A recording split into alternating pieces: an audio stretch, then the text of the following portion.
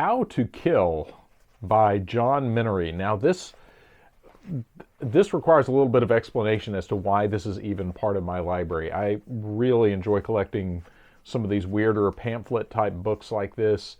I think I understand the history of these right. These were originally published by Paladin Press. I say originally, I don't think they've ever been reprinted by anybody else, but I think they were originally like 6 or 8 or maybe even 10 volumes. But I have lucked into, in my travels, I have found How to Kill 1,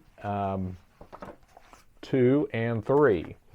And Paladin Press was notorious in the 70s and 80s for turning out literature like this, like How to Be a Hitman. And I think if I understand right, I was doing some research on these the other day, and there's a similar book series that I think was also Paladin Press that I think they were sued for and successfully sued for, and I think that required them ceasing publication on these, where I think a guy bought their How to Be a Hitman book and then went and declared himself a hitman and killed some people. And then the family of the victims, the families sued the publisher and won. So that, I think I found that little tidbit of wisdom in a review on Amazon on some of this. So there's really interesting information out there about these books, but they're popular used to back in the 80s. This is one of the main reasons I would frequent some of the gun shows, is just to find weird stuff like this, because you could find literature there you would never find anywhere else. Some of it downright terrifying. Some of it was like I talked about with the Jim Keith book. Every now and then you'd find some real gems. Other times you thought, man, I should buy this just to keep this off the street. But How to Kill, this is basically, it's exactly what it says. John Minnery, if that is in fact his real name, goes through a variety of methods for dispatching human beings. And overall, a lot of this is exactly the kind of stuff you would expect. There's how to kill with a knife, how to kill with, all these decapitation, there's signs of death, and one of the things that fascinates me about books like this is, who is the audience for this? I realize there's probably a lot of guys like me that are just curious and want this as part of their library and just enjoy having the weird book on their shelf, or take it to jury duty to terrorize other people around you. And but in all seriousness, you do wonder, like, who is the intended audience for this? Because this, surely if you are an actual contract killer, you're not ordering from Paladin Press for your to find words of wisdom for your trade. I don't know. Maybe I misunderestimate, as Bush said, Paladin Press. So who knows?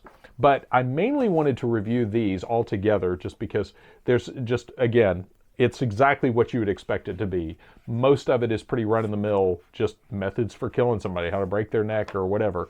And a lot of it's pretty disturbing in that some of the advice, as it's being related, it's obvious that it is that whoever wrote this down was aware of some technicalities that you would only be aware of had you actually carried some of these things out. And that is highly disturbing.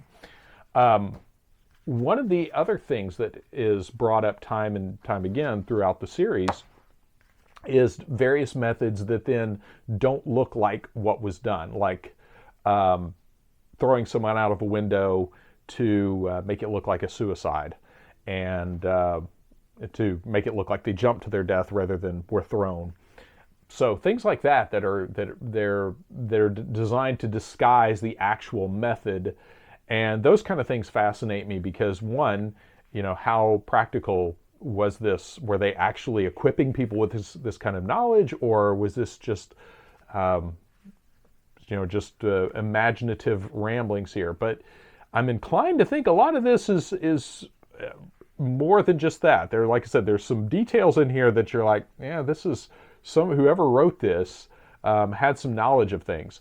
But that brings me to the main point I wanted to make this, why I wanted to make this video was, one of the things that you run into in researching political intrigue and all is the number of people who have died from fast-acting cancers and weird illnesses, mystery illnesses, and that sort of thing that could have been poisoned or whatever.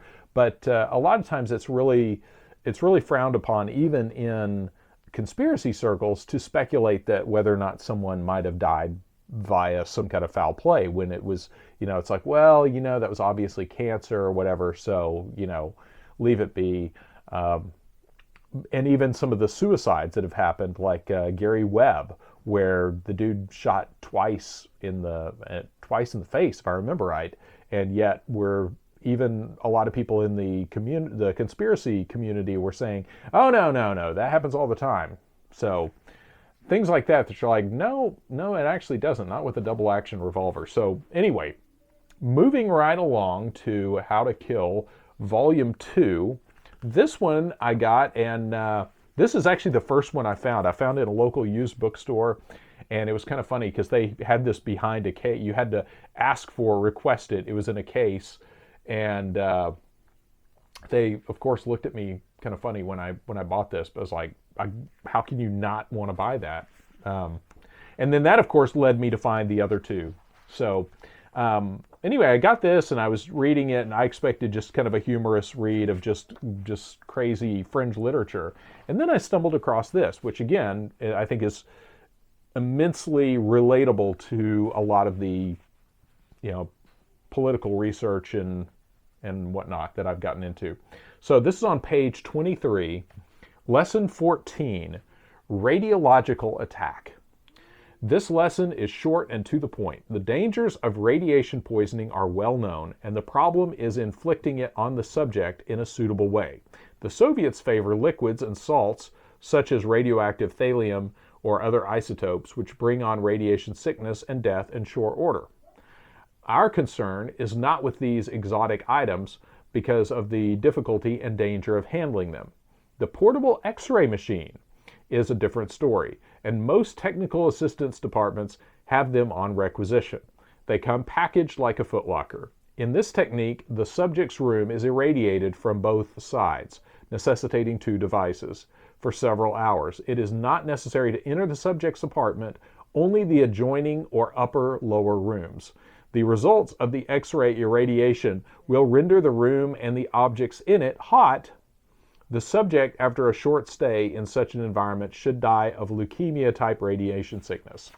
So there you have it, how somebody can be dispatched with a portable X-ray machine. So again, if you just go and look up the symptoms of overexposure to X-rays, you'll find out that that is apparently that's a real way to do it. So I find that an important piece of the bigger puzzle of a lot of the weird deaths of reporters and people who have, some of the whistleblowers who have died of fast-acting cancers and that sort of thing. I find that to be a compelling piece of information. So I'd love to know any of you who have ever heard of anything like that, if you have any opinions about that. But yeah, that is part of the How to Kill series, which I don't recommend, obviously, for its actual purpose, more as just a fascinating look into that underworld. And again, a lot of it, I think, is kind of crazy talk. I don't know how much of this is legitimately for that audience. Who knows, maybe more than I'm giving credit for. But these are interesting books, probably not for the reason the author intended. So anyway, How to Kill by John Minnery. Also important to note that this was, that what I just read to you was from 1977, I believe. Let me just double check. And that's important because, yeah, 1977. So that method, provided it was actually carried out like that, has been in place since at least the late 70s. So make of that what you will.